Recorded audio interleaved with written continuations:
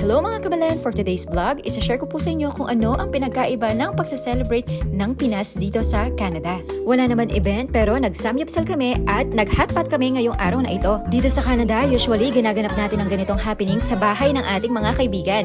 Pero sa Pinas, dahil nga meron tayong mga 24 hours na open doon, pwede tayong mag-celebrate magdamagan. Dito sa Canada, bihirang-bihira lang natin gawin yun kasi mas comfortable kami dito gawin sa bahay. Ang mga ganitong happenings mga kabalen, kailangan namin gawin para mahanwain naman kami. Sa Pinas, kabilaan ang ganitong mga samyupsal at mga hotpot. Dito, bihirang-bihira lang ang mga ganyan. Isa pang dahilan kung bakit sa bahay namin ginaganap ang mga ganitong happenings ay dahil na rin sa klima or weather dito na malamig. Share ko lang sa inyo mga kabalen, ang sarap sa piling ng mga ganitong kasama na matatawag mong mga kaibigan. Yung bang may care sila sa'yo at higit sa lahat, alam niyo po ba? Halos lahat kami may faith kay God. Walang mataas, pantay-pantay ang tingin sa lahat. Yung poprotektahan ka kahit wala ka sa harap nila. Yun ang 4 gifts. Alam mo yan Lord, matagal ko nang hiniling sa iyan kaya answered prayer ako. Kaya naman, maraming salamat sa iyo at sa inyo mga kaibigan. Isa pang dahilan ng pinagkaiba ng Pinas at ng Canada mga kabalen, syempre lahat ng kailangan natin ay nasa Pinas. Unlike dito, medyo may kakulangan. Pero sabi nga natin lagi,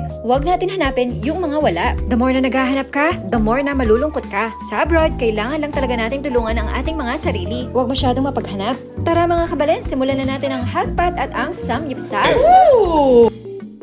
Grabe naman, talagang nakaka-recharge yung mga ganitong ganap. Yung luto-luto ka lang, nakakawala talaga ng pagod. How I wish makauwi ako sa Pinas at ganito ang unang-una naming gagawin doon. Naaalala ko nung nasa Pinas pa kami, halos araw-araw yata kaming nasa samyupsal. May mga tigpa 500, 300 at 200 pero dito syempre wala gaanong ganito. Kaya naman super nakakamiss.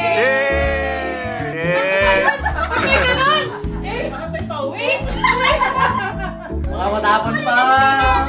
Ayos to. Yes! Cheers for the friendship!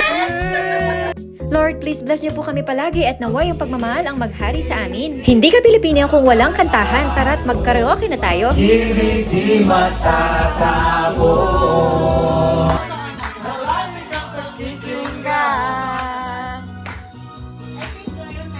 Magpakailan ba? We can never come together, standing strong forever. Nothing's gonna stop us now. And if this world runs out of lovers, we'll still have each other. Nothing's gonna stop us. Nothing's gonna stop us.